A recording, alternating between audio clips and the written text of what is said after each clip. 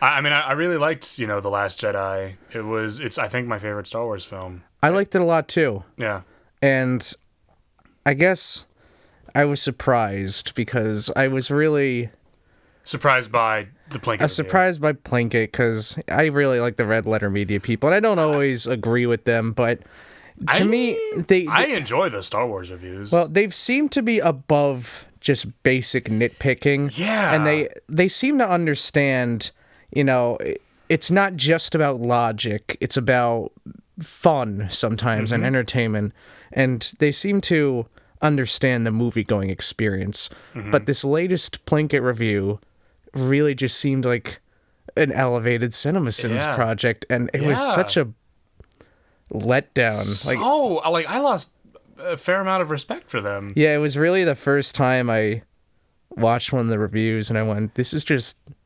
I fundamentally disagree with this. And it had funny moments, but definitely funny moments. This is the worst movie since my son, Ryan Johnson. Yeah, there were great moments, and even a couple points where I would go, okay, but ultimately just... Boy, he just came across like an idiot. But then again, there are a lot of people that hate it. So, not the review, that hate the movie. For the wrong reasons, I would argue, but... So would I. I mean, yeah, some shit doesn't make... Like, oh, why she have purple hair? It's like, it's fucking Star Wars. Fuck. Why is C-3PO gold? Like, it's fun. Shouldn't he be brown? Like, what? Like, who fucking cares? It's Star Wars. Why does Leia have her hair looking weird? It's fucking like... Why does Luke drink milk out of dinosaur tits, sir? I don't know. Why is the milk blue? The first movie? Why are they fighting with light? It's fucking... Come on. Why are there ships in space? Come on. Just please stop. I didn't know about the review until Bob Chipman tweeted about it. What did he say? He's like, well, I'll read it later, but it's like, do I really want to watch the Red Letter Media review of the Plinkett review of The Last Jedi? I'm like, oh, they did the thing of Last Jedi. I'm like, oh, this sounds interesting. That I read on is like, and then his second tweet was after watching and is like, it was not terrible, but like it just so much nitpicking and blah blah blah. And then like I tweeted, I'm like, yeah, this was really not so good. My tweet also said like I was waiting for them to be like, ha, you think we were serious about all these nitpicks? What do you think we are, like CinemaSins or something like that? Like that would have been hilarious. Like for them to go through all those nitpicks and then be like, you're fucking stupid. I mean, the irony is literally in their Half in the Bag review of A Quiet Place, they parodied They parodied nitpicking the movie because they're like, just ignore it. It's about the experience. And then they just went ahead and did the same shit sincerely in this Last Jedi review. And it just feels wrong. I'm like, is this just an elaborate joke? But I know it's not. It's not. And yeah, it's kind of like just watching your heroes make a bad move. It's like the Cars 2 of Red Letter Media. I'm like, oh, man, come on, guys. And listen, I don't think nitpicking is fundamentally wrong. Yeah. But I think that you need to have an actual foundation for a critical argument. I mean, nitpicking is a bonus to me. Yeah. You know what I mean? But there has to be something else there besides nitpicking. If your whole review is, hello, I'm the like, and then you just nothing but nitpicks, it's like... Yeah, I guess he did come back. But, you gotta have a foundation there. But and nitpicking is not a foundation. I mean, definitely lost some respect for them, but at the same time, I'm wondering, like, they seem to be smart, funny people, but now I'm wondering, like, are they part of, like, the Channer, Gator, like, that part of like the internet and geek culture? Like, do they really subscribe to some of that, or do they really just miss the point? I don't know. I'm worried. Because that was such a in their review, there was such a perfect thing to be like, Ryan Johnson wants to subvert expectations. Like, I don't like that. Blah, and, like, just pretend to be, like, a straw man. That would have been perfect to, like, satirize the whole thing. But instead it's like, I guess he's just here to, like, destroy Star Wars. Meh. Yeah, and what was really disheartening is I was looking at the comments hoping there'd be a dissenting pair. Like, I'm really disappointed in this, but everyone was like, yes, finally. Well, and you know the kind of people who are saying that, right? Yeah. Are all the people who, like, I know, were unhappy with it and then dissented on the popular criticism, which was said, hey, this is actually a really cool movie taking Star Wars into a whole new direction and very nuanced and stylized. And now they're like, oh, we finally found our voice, who isn't part of our niche, subgroup. And it just bothers me because it's kind of like the Rick and Morty, if you like, that took Pickle Rick too far. Yep. It makes you embarrassed to be associated with the fandom. And boy, I feel like it was a really big misstep, but clearly they're catering to their audience. So yep. I don't know. We'll see. Ironically, he's like, I might boycott the next Star Wars. I'm like, I might boycott you. Yeah. Like, he's like, boy, I sure love cots. Like, are you being serious? Are you fucking being serious?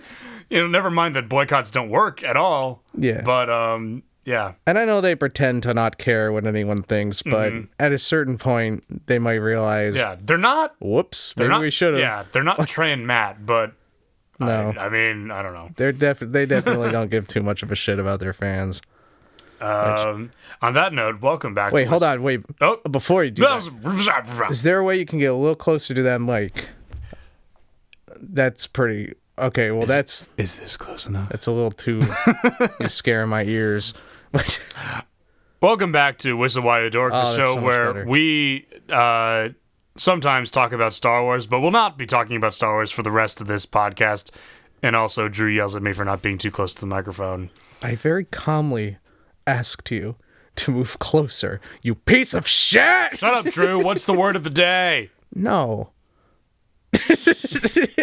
No. The word is no. No. Oh, no. What if I don't want the word of the day right now? What if I want to do a different segment?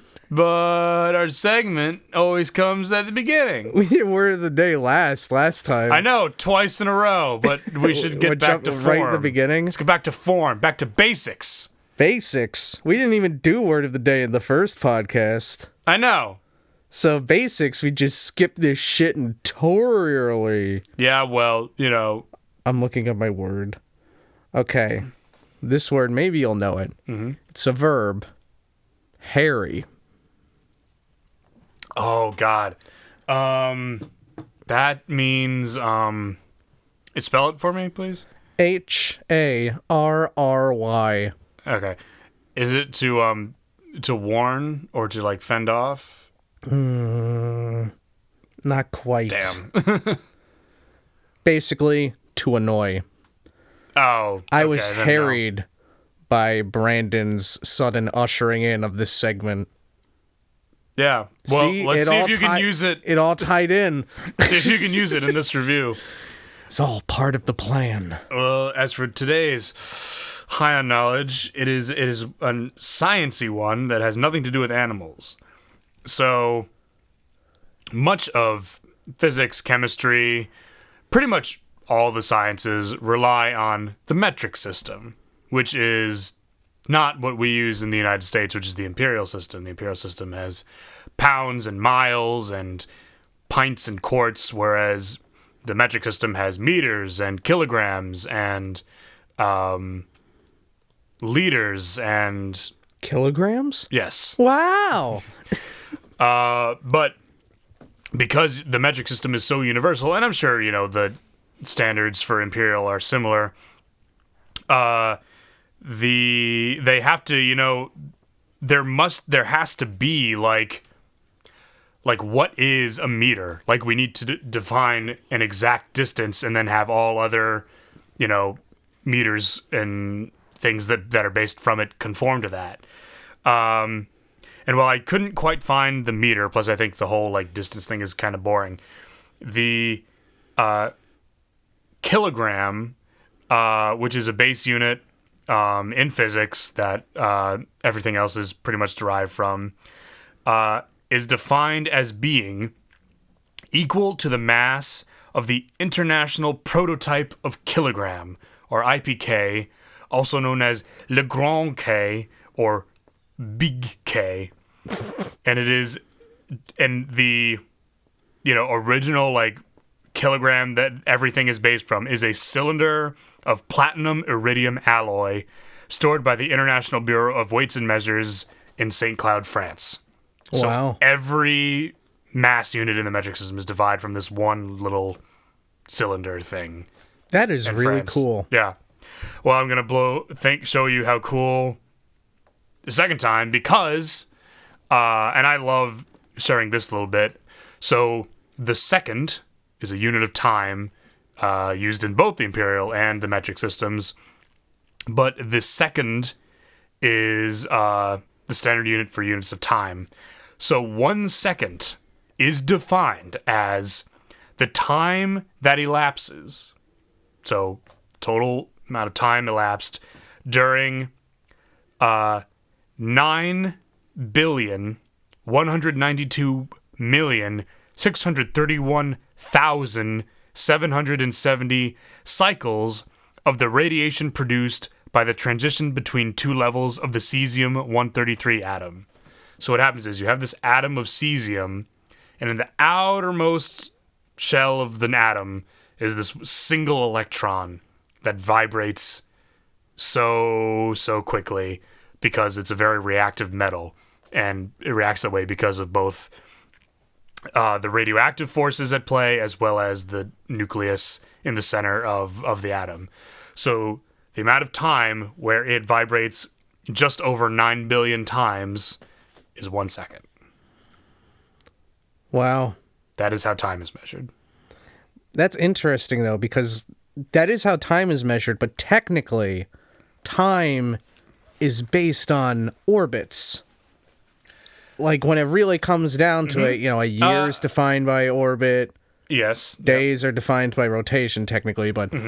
So, really, I feel like the planets are primary in the decision for exactly what defines a second. Like, you know what I mean? It's not like they decided what a second is and then added it up and it was like, okay, so this many seconds equals a year. Well, hey, what a coincidence. That's the exact amount of time it takes the Earth to orbit the sun. I'm pretty sure they found, like, the atom with the number of oscillations closest to, like, what if we take a year, then divide. Yeah. Like, I feel like they knew what a second was. Well, how do we define it? I mean, and then the international, whatever timekeeping place in Greenwich, like, a few years ago, they added that leap second, just because I thought the leap second had been around for a long time. Oh, the most recent time they've used it. They've used it previously, but and everyone's like, oh, why do we need this? I'm like, because it's based on a fundamentally flawed system of timekeeping. Exactly. It's like impossible to get the perfect time. Because I think there's something... We were talking about this the other day, right? Were you awake for that?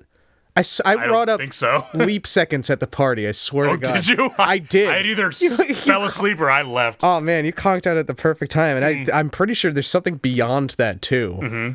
So, yeah, it's a very imprecise, the Gregorian calendar. I mean, it's probably the best we got because we're still using it. Mm-hmm. But, yeah, it's interesting stuff. Mm-hmm. And I think the interesting thing is it's a solar calendar we're using, but the lunar calendar is actually 11 days shorter, is the way that works. And don't ask me to explain how or why, because it's been a long time. I mean, I believe you, but if it's based on a moon, both revolution and rotation. I know the moon, I think, revolves/rotates at 29 days and 13 hours. So that's almost a month.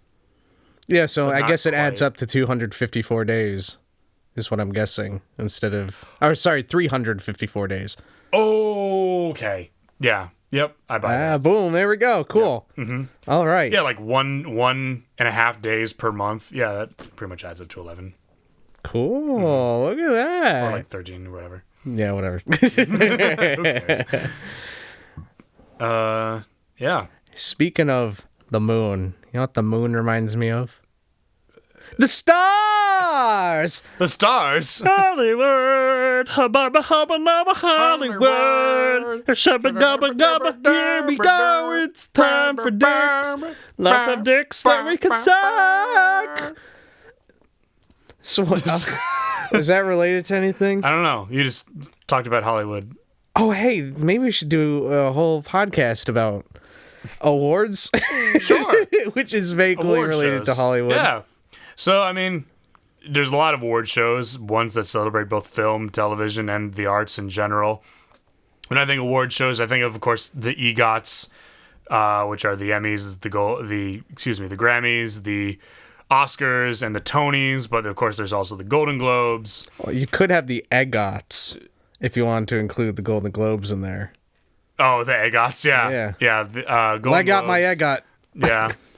I wonder how many EGOTs there are, actually. I know there's PGOTs, because that includes the Peabody Award, I believe. There's also, all the Guild Awards for the Producers Guild, the Writers Guild, the Actors Guild, Drama Desk Awards, the Oliviers, the BAFTAs, the Saturns, the Independent Spirit Awards. It sounds like this is going to be a very, hello, I am on the sausage tonight. That's the whole acronym. Oh my God, that's a lot of awards. What other, what was the one I was thinking of? Oh, the Razzies. The Razzies, too. Kids' Choice Awards? Kids' Choice Awards, Teens' Choice Awards, yeah. It's important. Yeah, they are, yeah. Very important. People's Choice Awards, yeah, also important. So yeah, award shows. How many of them do you watch? How many do I watch? I try to never miss an Oscars or a Golden Globes or an Emmys. I do not watch the Grammys, and I have only just recently tried to start watching the Tonys. Other than that, maybe I'll catch the SAGs if they're on. And I don't even know. Are the Razzies televised? I think they're broad, over the web. Oh, I think they're streamed. In that case, no. I just look at the Razzie results. They're always such a delight. I have only ever seen the Oscars. And the Tonys. I don't know if I've ever seen the Tony. No, there was you that saw one it time. with me. Yeah, I think I told you that was my first time. Tonys, okay. And I don't think I've done it since. Mm-hmm. So yes, the Tonys at least to get to see some live performances, which is, arguably it's probably the best of the award shows. Not for the awards, but just for the entertainment. Far and away, the Tonys know how to put on a goddamn fucking show. Why? Because it's a bunch of musical numbers. I would hope that they, of all people, would know. Yeah. But Oscars really needs to step their game up. I think what's really interesting is that the Emmys does this. They have an award for the best awards show, which is really interesting. For the variety category. It'll be like the Oscars, the Golden Globes, and it's the one category the Emmys can never be nominated for it. Oh yeah? I'm pretty sure. That seems to make sense. Which seems like that would have been a great high on knowledge. But it's so interesting because they could nominate themselves, but I just think they disqualify themselves. Yeah. So it's like, how do we know that the Emmys truly lost? Maybe they did baseball, win. Right? Her. What if they did have the best show, but we just will never know? We need one award show specifically to award that, just to balance it out. The nominees are the Saturn Awards. The Oscars, the Tonys, and the Razzies. Okay, so we'll call this the Brandons, this award show that only has one category and it's not even to award the best award show, it's that if the Emmys was the best, it can successily award the Emmys. Call them the Brandons because it's so fucking meta. But then, what if the Emmys selects the Brandons as the best? Then it's like, wait a minute, what the fuck does this mean? If you scratch my back, I scratch yours. It's well, which one's the best? So then we have the Drews. Okay, in the event of a tie, Drews is the independent auditor. It's we're gonna figure this out, and but the Drews just votes for itself. I'm just saying, but I always found that fascinating. But yeah, the Tonys is probably the best. In terms of presentation, yeah. Oscars needs to step up the game, sure. Mm-hmm. I genuinely may no longer watch award shows anymore after the Oscars announce their hilarious little thing. Yeah. And I know people are like, oh, come on, you're being a fuddy-duddy, you're being all classical, but this is new times and we gotta have some changes, so come on here. But no. The reason I don't like the popular Oscar is because to me the Oscars have always seemed to award excellence, but awarding popularity is not excellence. That's not excellence. That's just being something people like, and we already have an award show for that. It's called the fucking People's Choice Awards. Yeah, and like you can argue, well, isn't that technically excellence? Like, well, no, because the whole point is there's supposed to be a distinction between the two. Yeah. Is that the Oscars should be objective. The Oscars specifically are like, we're not here to award the most popular thing. We're here to award the thing that has the most merit. And with that award, you don't entirely lose that distinction, but, I mean, do you think Black Panther outside of the popular Oscar would deserve to be nominated for Best Picture? Do you think it was, like, that good? You're going to disagree with me, but yeah. I know, well, that's why I'm asking. I know a lot of people do. I really do think so. Maybe, like, Mission Impossible 6 or something. I thought that was, like, an excellent popcorn movie. Really, really, really good. Mm-hmm. But if it's like Oscar winner, Mission Impossible 6. In a non-technical category? It sends the wrong message. You know what I mean? Mm-hmm. But then again, that's technically always been a problem because you went Oscar winner, Kobe Bryant. Like wait a minute, what? Oscar winner, Shrek. Oscar winner, Suicide Squad. Oscar winner, Norbit. Like... Nominee. No, Norbit won. I'm pretty fucking sure. No, it didn't. Or was it Beowulf that won? Beowulf. The Suicide Squad actually won, though. Suicide Squad won, but Norbit was just nominated. That bums me out. Sorry. Norbit should have won. Oh, well. But yeah, that's always been the problem, that you don't specify the category. I mean, you got Oscar winner Matt Damon, and that's not even for acting, it's for writing. Mm-hmm. So there's always been that confusion.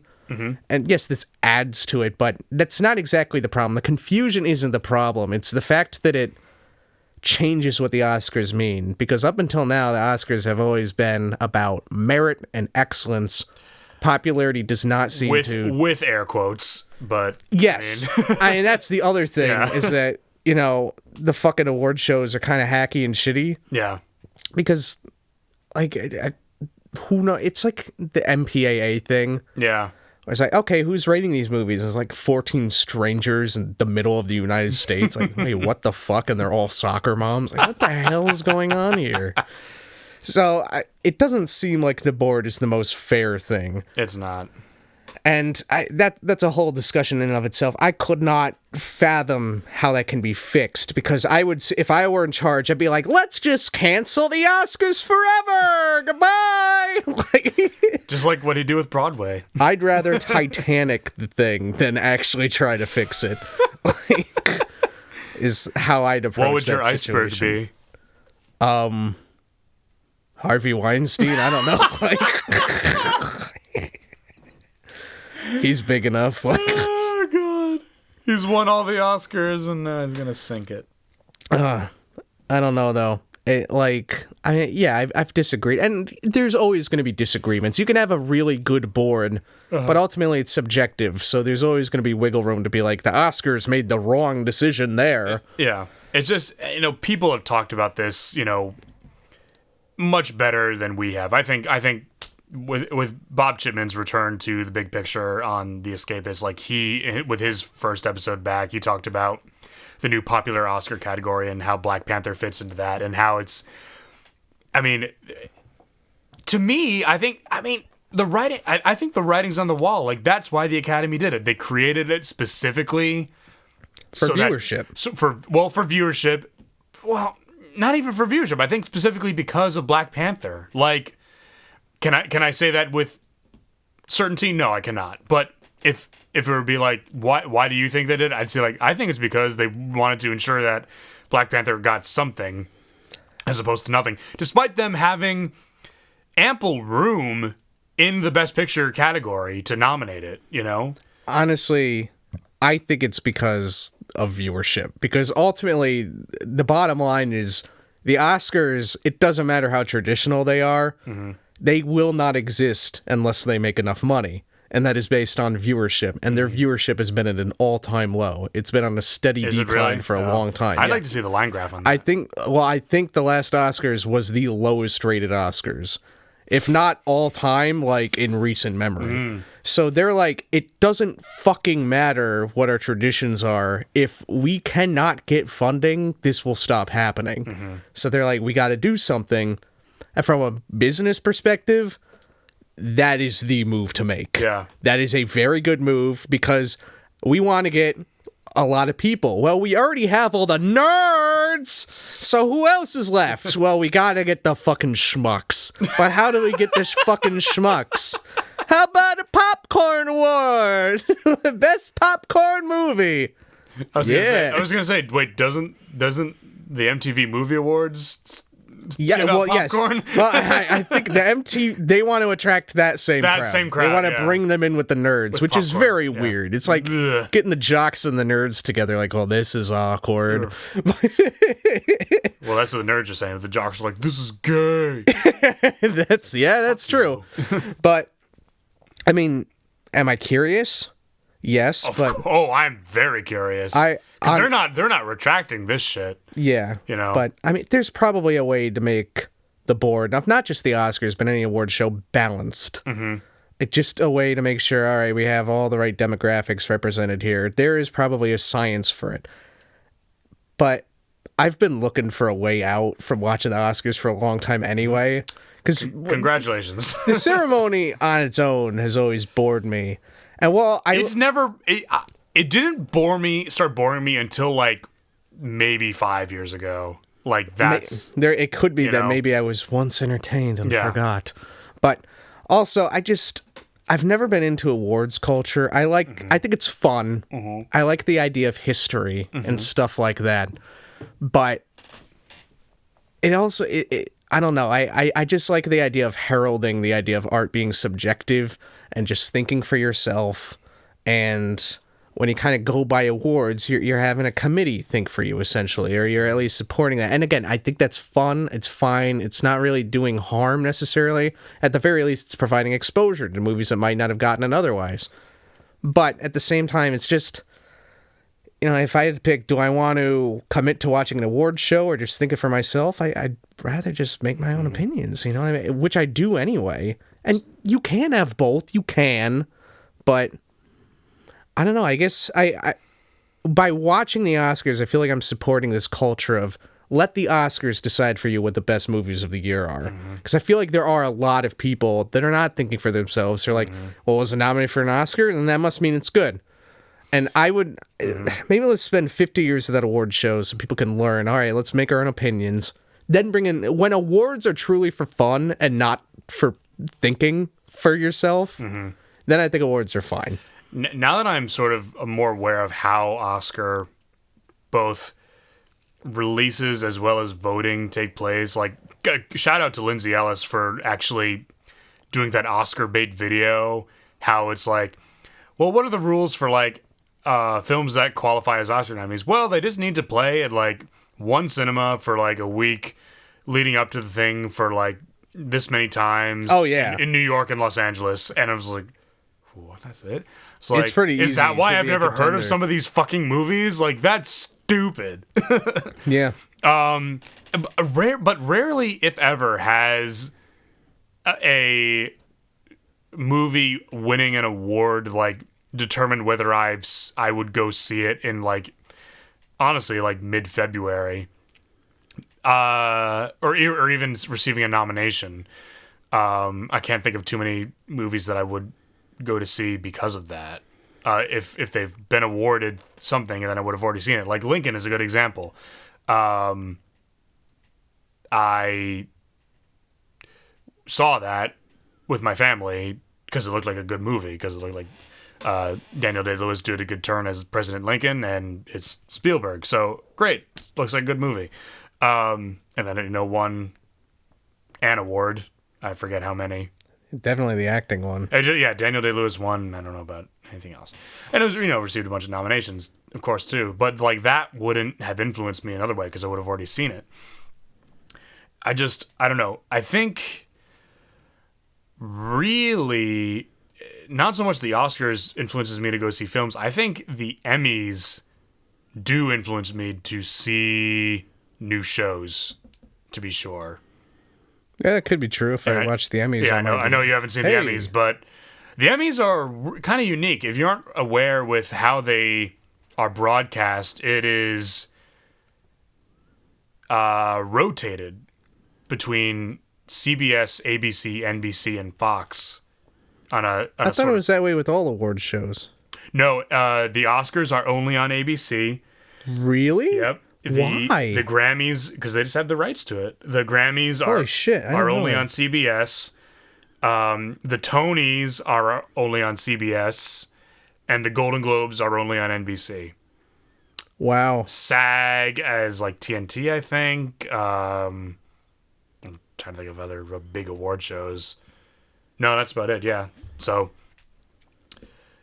I mean, it seems to be kind of balanced. I think NBC, well, rather Fox kind of gets the shaft, but yeah, Fox only has it when the Emmys are up in its queue, so to speak.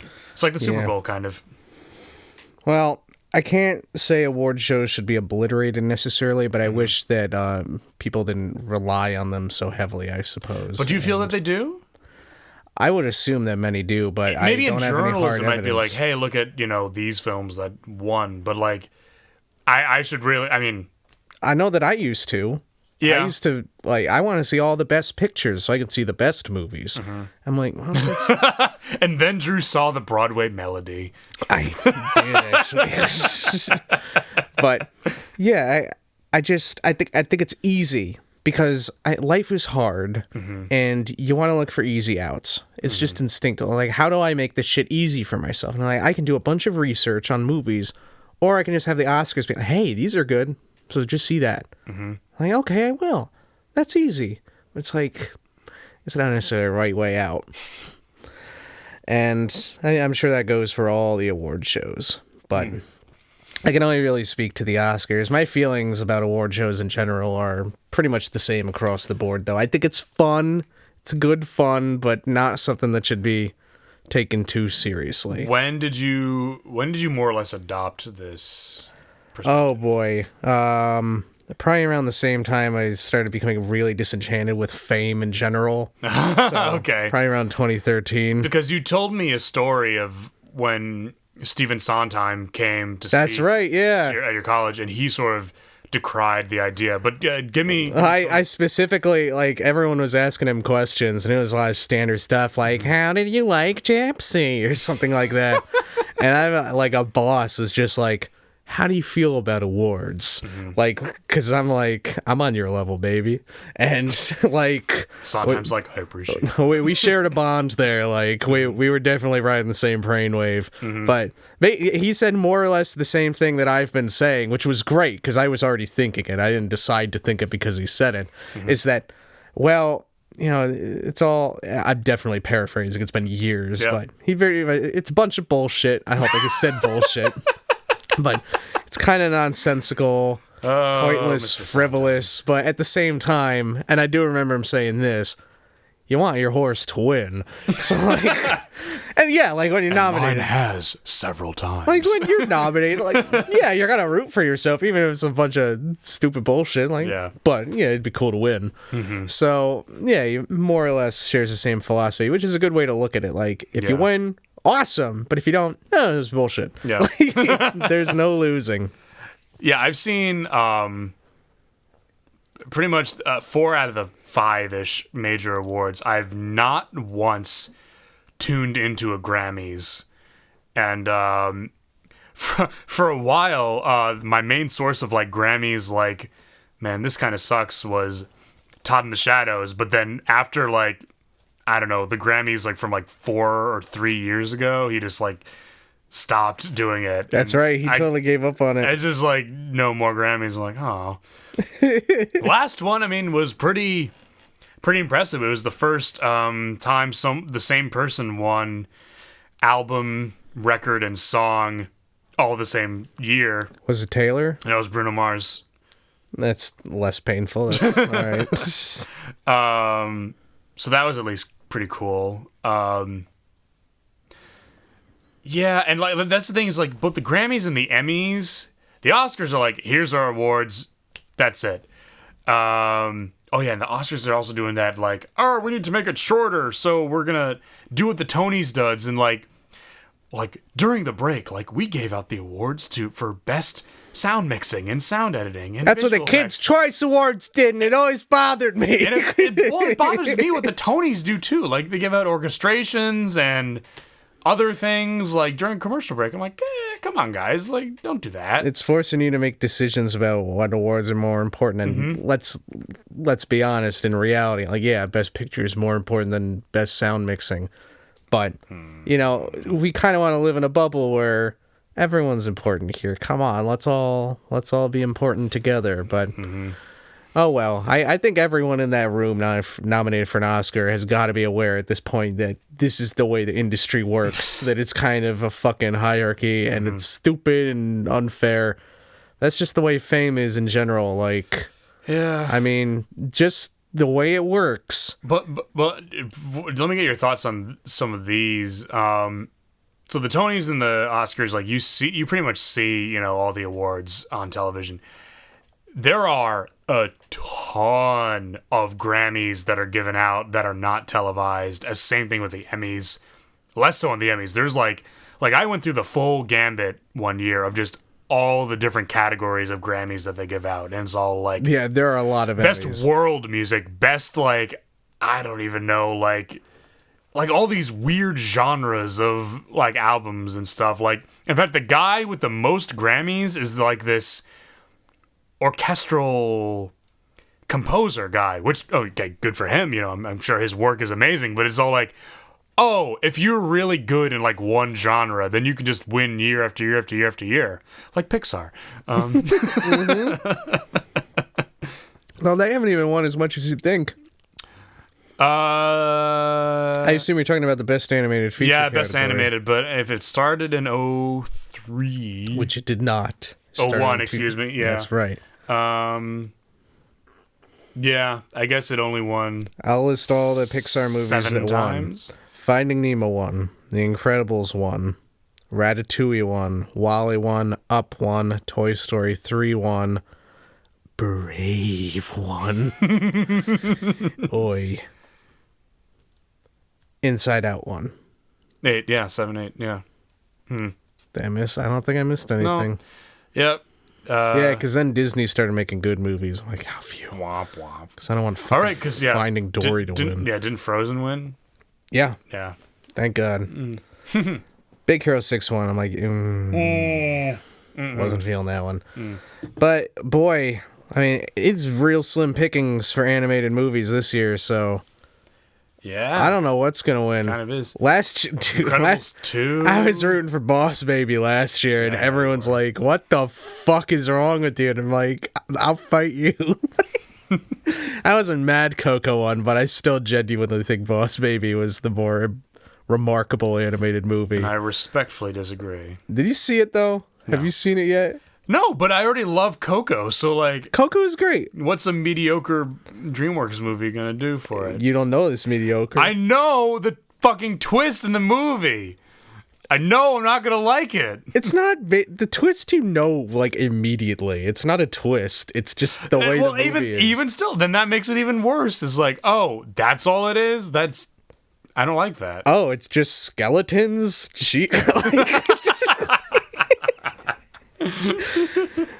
Let's not fight. Let's not pit Pixar against DreamWorks. You were mad at last. We watched this last Oscars together. We did. And Drew was happy about Best Original Song, but he was also kind of unhappy. Maybe tell us why. About Best Original Song? Yeah. Do you remember why you were so unhappy? Oh my. Well, first of all, who won Best Original Song? It was Remember Me by Remember Me. Oh, was it because they weren't playing the actual fucking version of the song and they played the pop version? I was so pissed off. Like, fuck you! Play the actual song! Oh, man, that did bother me. But, I mean, I think that's pretty common. Like, it probably is. I think when they played, Beauty and the Beast must have won Best Original Song or something like that, or Under the Sea. Probably, yeah. But I don't know. I wasn't watching the Oscars back then. No, well, because I wasn't born. Well, I wasn't born. But yeah, I'm sure they did like the credits version. You know, the one they should not, though. They should not. They're good versions. They're fine, but they're not the version, which is probably always superior. But what would win Best Animated Feature this year to really go in a distracting direction? No, let's go. We got Incredibles 2. We got Okay, I feel like it's gonna be Incredibles 2. And Incredibles 2 is fine. What's Disney have? Disney is gonna have Wreck-It Ralph 2. Wreck-It Ralph 2. Warner Brothers is gonna have Smallfoot. It's probably not gonna win. No. What did DreamWorks have? DreamWorks is taking the year off. Okay. They don't have anything. Blue Sky has nothing too, I guess. Oh wow! I don't think they do. Mm-hmm. Well, now Disney owns them, supposedly. What? All right, let me think of there's Sherlock Gnomes. Isle of Dogs. Actually, I could see that. Oh, Isle of Dogs.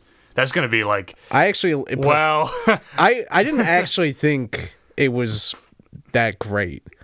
But I thought it was pretty good. I'd rather have it win than Incredibles. Even though I liked Incredibles 2 more, I'd probably rather have Isle of Dogs. I actually liked Isle of Dogs more. We have Early Man, Aardman. Yeah, I know. When did that come out? February. Ooh. It left theaters was it in the so same weekend as Black Panther? Yes, yeah. I'm pretty sure. That's why. Oh, man. It went away very... I went to fucking Vermont to try to see it. And their theater fucking sucked, and it was just closed. Like, what? You said it was open. We lied. God damn it, I drove an hour down here and there's no fucking reception anywhere. I can't do anything. That's Vermont for you. Yeah, Vermont was a shithole. I'm like, wow, right in my own backyard. No. If I can't play Pokemon Gold, then this is where I take my shits. State is bullshit. I'm going to Burlington. Other animated movies I've seen this year, though, there had to be more than 4. Here, hold on. I have a convenient list I can pull up. Hoodly do. Sherlock Gnomes, which I genuinely would... from probably purely ironic point of view, I would not be bothered if Sherlock Holmes won. But all right. Oh, Hotel Transylvania 3. Oh, yeah. I'd be fine if that won. And Teen Titans Go to the Movies. That was actually really well reviewed, too. Yeah. But the animation is not good enough where it deserves to win. You know what? I like Incredibles 2 the most out of all of them. But ultimately, I think it bothers me because I know it's not Pixar caliber. No. Like, people argue that it is. I'm like, well, that's fine if you want to be wrong. Yeah. But no, I'm so much. I was just thinking, like, as I was working today, hey, Pixar only has like 2 movies lined up, and they're both sequels. They have a lot of movies lined up. We just don't know what they are yet. One of them is Toy Story 4. Yeah. The other one is an interesting movie about a suburban fantasy land, and we don't know what it's called yet. Yeah, it was announced last year, I'm pretty sure. It looks fascinating. Is the next Pixar Toy Story 4? Yeah. Oh. What'd you think it was? I thought there might have been something in between. No, that's the last sequel on their lineup for a while. Cars 3, Incredibles 2, Toy Story 4. Yeah. And I'm rooting for Toy Story 4, but we'll see. I'm going to hold my breath. Listen, they all acknowledged. What have you done? Your thing fell. Well, because you put your elbow on it. Sorry. We got put back up. This is affecting the acoustics. All right, hold on. All hands on deck. Here we go. Podcast is interrupted to readjust our acoustic blanket. Ah, my voice is gone! Hope there's an edit here. Nope. Come on and gather round and come on and gather round and come on and gather round. It's time for Buck Yeah This Week. Yes. All right. 1, 2, 8.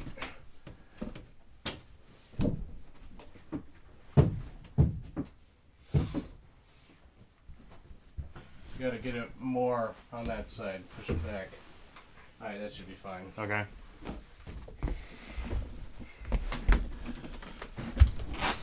You were saying?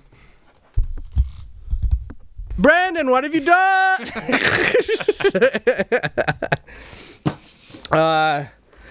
Yeah, so I don't know. Incredibles 2 winning will feel like Coco winning, where I'm like, well, I'm glad Pixar won, but it's not their best, so whatever. But Fanboy. I don't think anything else deserves to win.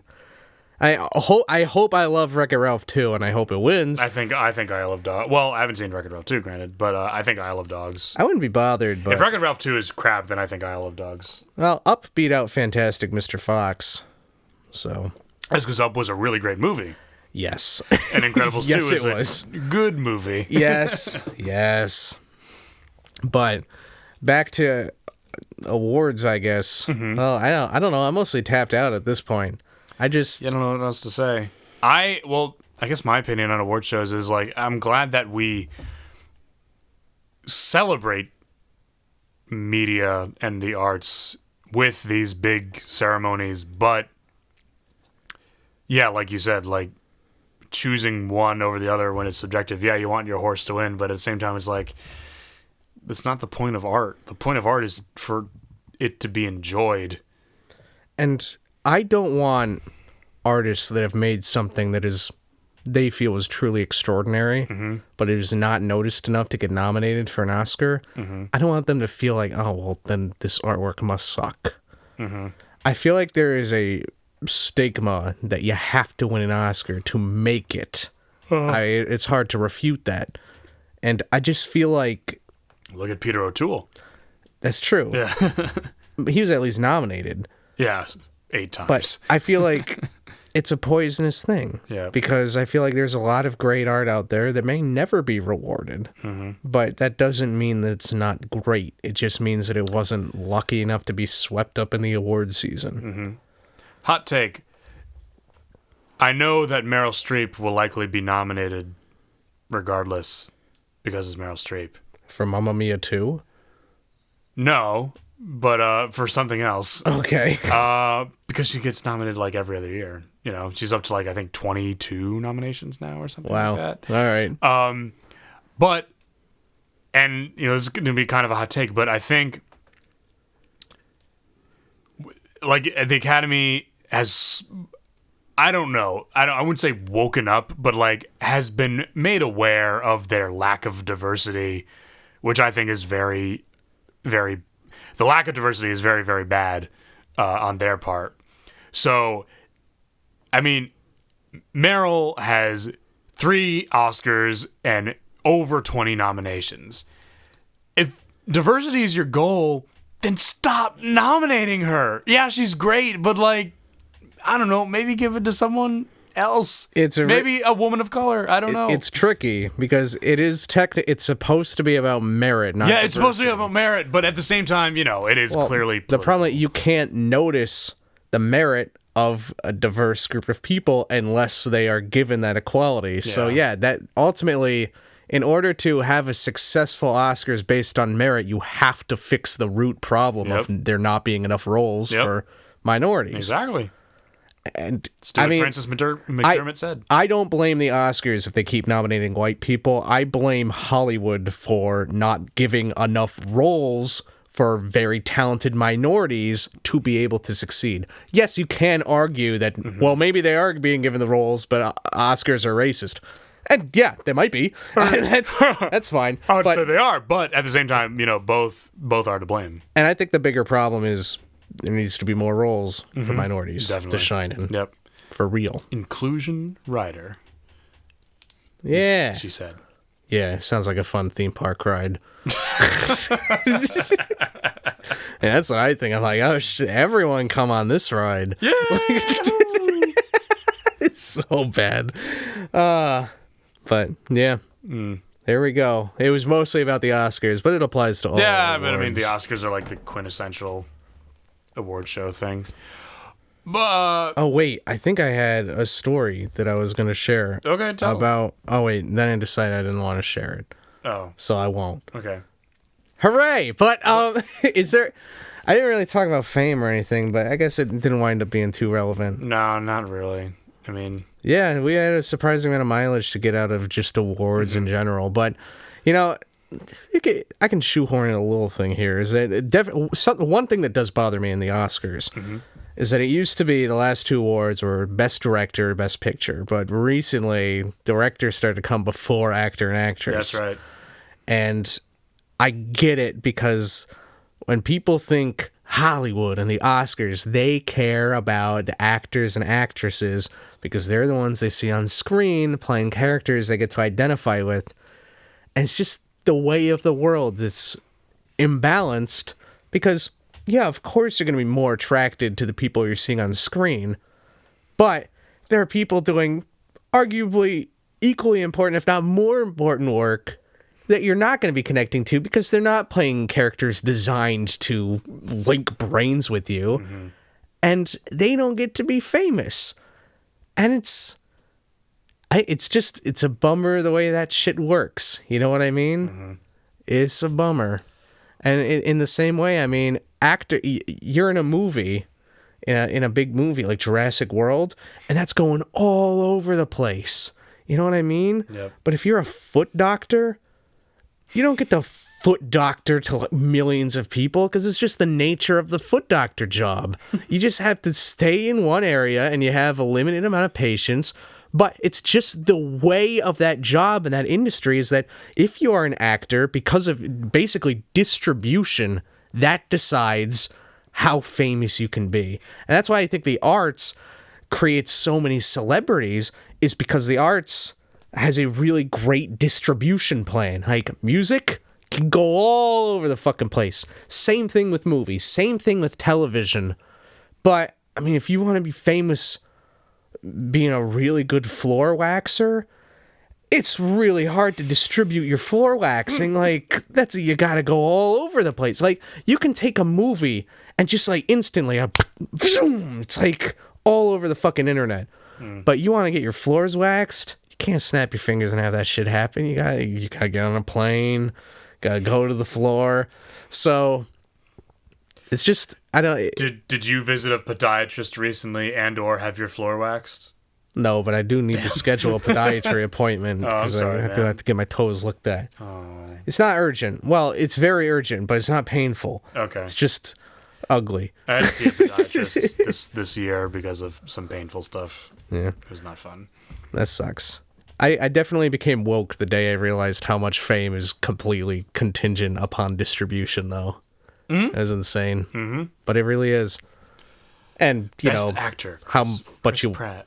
and how much you want to fuck people. That's distribution and your genitals is what we can learn today.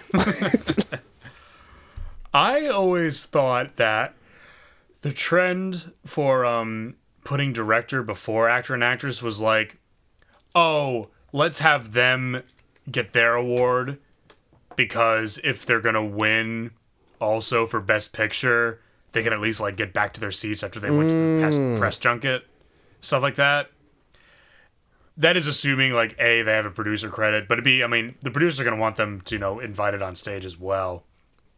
There's enough time between them finishing their speech, sitting down, the introduction, all the nominees for Best Picture. But they got to go through the press junket, though. That's the thing. That's true. That's a good point.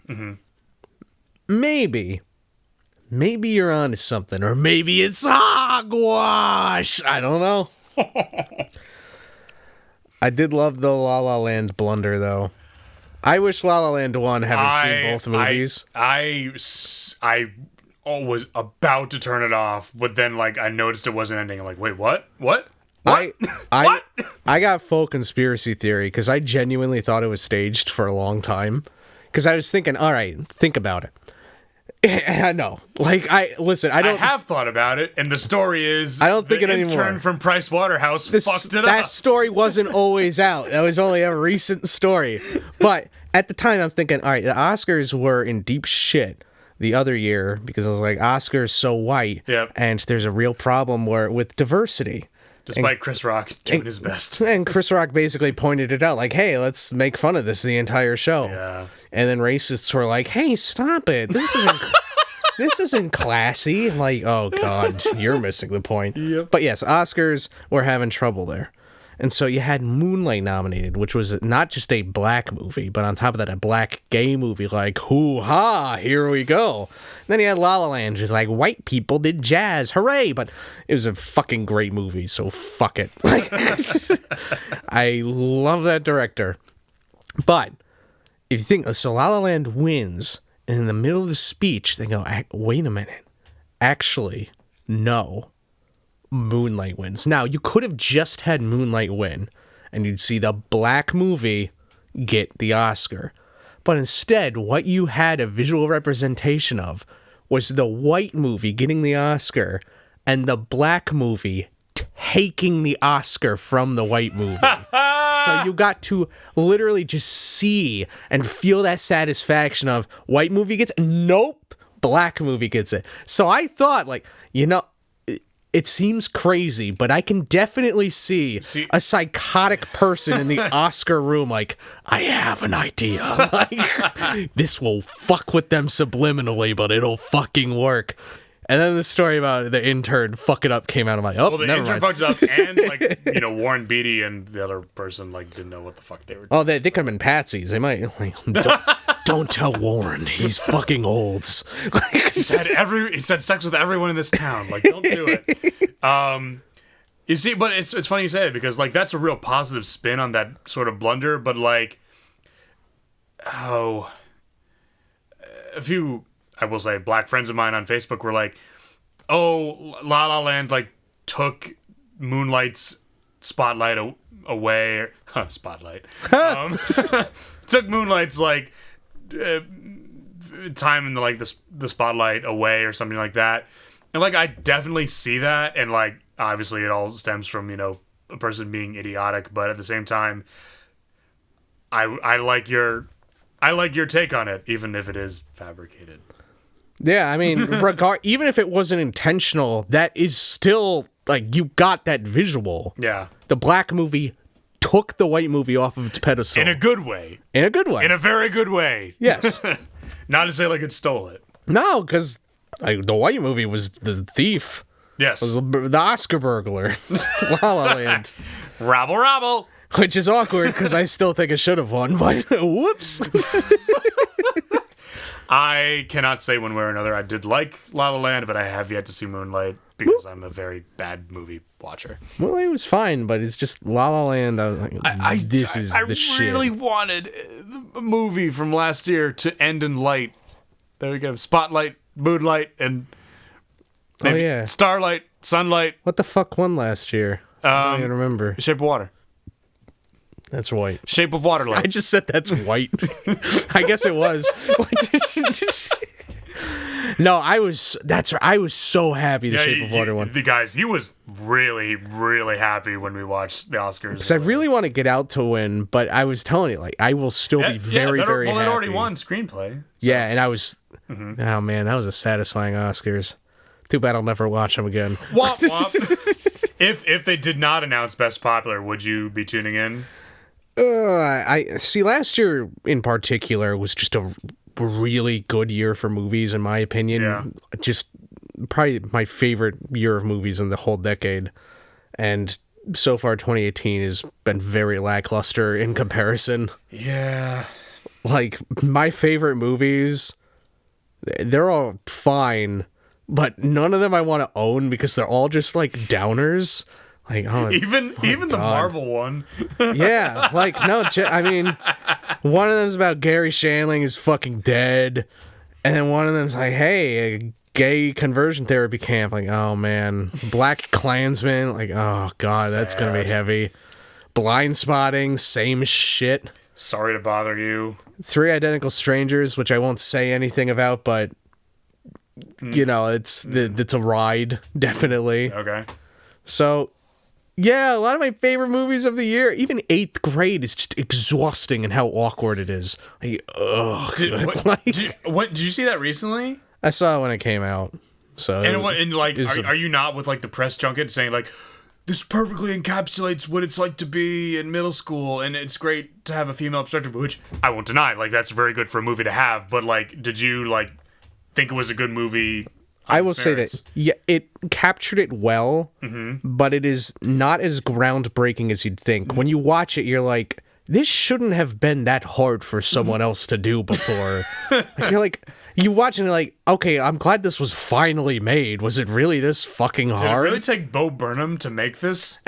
I'm not. That's not to undercut how good it was, but it definitely it should have existed before. I'm shocked that it didn't, but it finally happened. So good for him. Was Edge of 17 better?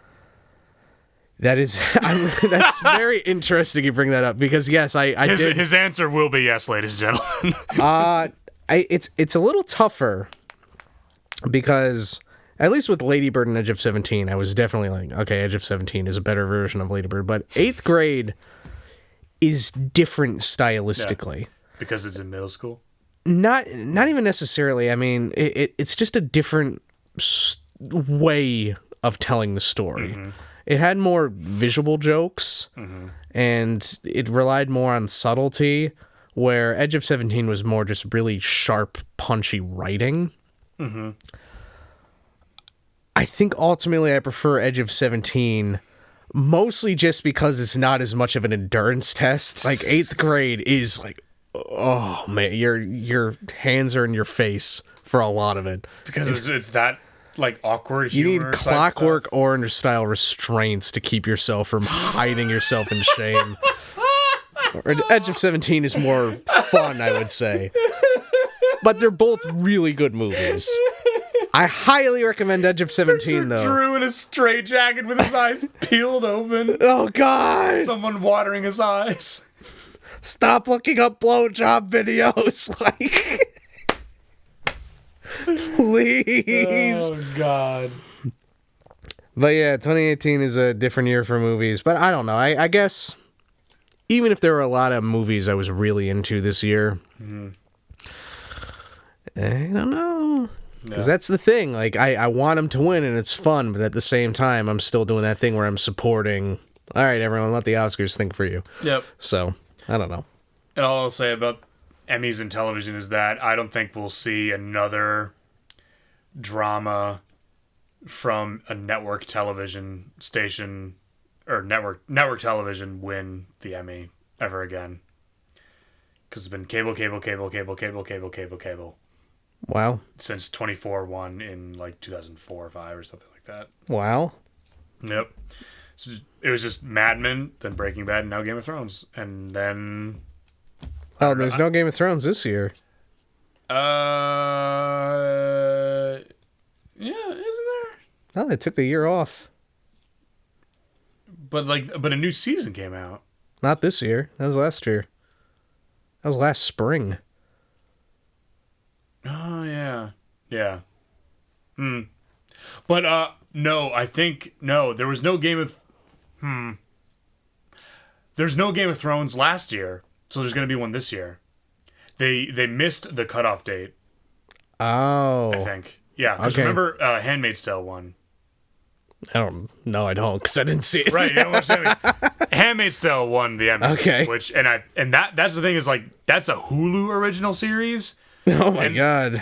A mutual friend of ours actually reminded me, was like, well, actually, it's from, I guess, NBC, like, produced it or something like that, but it was released on Hulu. It was like, yo, guys, a streaming service just won the chief Emmy. Like, you gotta do something. And that's not cable. Didn't you say it would just be cable winning? Non-network television is what I see. But the trend was cable, Hulu. Hulu is the great breaker. Netflix is still pining for its first show win. I mean, it's won for writing and directing, I think, with Master of None and stuff. It's got a real chance this year with Boss Baby back in business. Well, it might win a lesser Emmy, but I don't know. Listen, here's the thing about Boss Baby back in business. The average Boss Baby hater is going to see it and go, more bullshit. It's way worse for me, who liked Boss Baby and is going, oh no, now it's bullshit. Yeah, you've told me. I still haven't watched it. Oh my god, should we fucking watch an episode after this? I'm really tired, son. Sounds like a yes. No. Anyway, that's enough about award shows. I say we get into back-to-back recurring segments here, starting with factual truths. I guess it's recurring, yeah. Yeah. We haven't done it in a while, but yeah. It's vaguely recurring. Okay. Well, it's now it's the fourth most recurring at this point. Yes. As a refresher, factual truths are stories from Drew's or my past that we tell each other here for the first time. Cool. Shall I start? Yes, please. Cool. So you and I have a mutual friend, and we both attended her grad party for high school. And what you may not have known is that this mutual friend of ours has a good friend who I may as well address by her first name, Stacy. And this woman is both our mutual friends, and I would always joke with her, in the hallway, because I was a fucking, idiot who, had no humor whatsoever about him. I'd say hey, Stacy, does your mom have it going on? Like the Fountains of Wayne song. Oh, I'm so funny. Mutual friend's grad party rolls around. It's got food in the garage or something like that. I guess I really haven't told you the story. I thought there might be a chance that I did. So we're in the garage just hanging out for a while. And then it was a joint grad party between Stacy and our friend. And I guess Stacy's mom had showed up. You might see where I'm going with this right now. It's hey, Brandon. Hey, what's up? Yeah. It's oh, this is my mom. It's oh, hey, nice to meet you. Very, very nice to meet you. It's no, this is my mom. Yeah? No, this is my mom. Yeah, I see that. And people are Brandon, it's her mom. I'm yeah. Did you know at this point? And then, I totally didn't think of it. And then it's and then I forget how I finally realized, oh, Stacy's mom! That's great. Yeah. I now understand why you used her name. Yes. My unnamed friend's mom. I don't get it. After a certain Fountains of Wayne song. Gabby's mom? And Brandon, I do gotta say something before I share my factual truth. Okay. You've wandered very far away from this microphone. This is gonna dramatically affect the sound quality. That's very close. It is better. Closer the better. There we go. That works. Just push the chair up to accommodate it without knocking everything. Yeah, that's fine. That works. There we go. So now for the last waning 5 minutes of the podcast, we'll have better audio for you. All right. I was going to share a factual truth. I didn't think it was that interesting, but I guess I could share it. Mm-hmm. So after 365 days of not eating fast food passed, and I said, all right, well, what do I do? Do I just go again for another year? But I went, you know what? Let me give myself one day to go back to release the demon and eat nothing but fast food all day. And so I did. And at first, dude, I was like, holy shit, this is gross. That's good, actually. I had some bad McDonald's. Oh my God, Big Mac's bullshit, cheeseburger bullshit. Even the chicken nuggets are just kind of ew. Then I went to Wendy's, which is the superior fast food place. Everyone go to Wendy's. And that was about as good as I remembered. I got bacon or fries, and they forgot the fork, just like old times. So I used my bare fucking hands. Wait, don't they have forks in the thing? It's supposed to come with the fork, but they fucking forgot it. Okay. And that was a great unhealthy meal. That I will miss a little bit. So you had McDonald's for lunch and no, Wendy's McDonald's was breakfast. Oh. I mean, technically, McDonald's was lunch, Wendy's was burger. dinner, and McDonald's was late night snack. I tried going to KFC, which was supposedly open till 1 a.m., and I go there, I'm like, I'll take this. Like, oh, this is Taco Bell right now. I'm like, oh, all right, goodbye. Are you sure you don't want Taco Bell? Not even on fast food day will I have Taco Bell. Goodbye. So I went back to McDonald's, and the late night food was better. It was good. Well, I went to the one in our town first. I waited 2 minutes. Heard something, can I take your order? And I gave the order. It was silence for 4 minutes. I'm like, What? Wait, was this McDonald's? Yeah, and I know they were open because I saw 2 other cars in front of me. I don't know what the fuck's happening, so I just drove 30 minutes to a town where they have an actually decent McDonald's. The memories of remembering, like, this is a good fast food place at this hour. I got food there, and it was tight. I had a new sandwich I tried. I'm like, that is good. But ultimately, I was hoping that I would try all the food and go, oh, actually, my tastes have changed. I'm not missing anything. This is all kind of gross. It's definitely kind of sludgy, but I still dig the flavor. Like, the demon is still within me, but Madness. my willpower is a lot better these days, so I could probably... the whole point of doing the Don't Eat Fast Food for a whole year was to get myself into a healthier routine.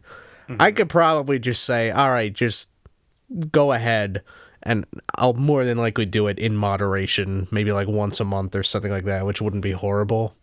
But as I haven't eaten since, and I don't know, I think there are healthier alternatives that are going to work out for me. Like, I made a couple dope-ass motherfucking Cobb salads, baby. Oh my God, I think when you get your fucking ass out of here, and I'm going to hate watch Boss Baby Back in Business, I'm going to make myself a dope-ass motherfucking salad. Great. I hope you don't wake up your family. Why would no? How loud do you think I'm going to be making a salad? Like, oh shit, the lettuce! Like, Did you got like chop it and stuff? it's not going to be that loud. Yeah, that is interesting though. I don't want to wake up the family necessarily, but I definitely don't. I don't worry. You know what I mean? Yeah. Like, I'm willing to do shit that's moderately loud. But also, I'm moving, so it's not going to be a problem forever. You know what else is loud? The Fuck Yeah This Week theme. Yeah. Yep. It was loud when it played all the way back in the beginning of this podcast. Right. Yeah, of course.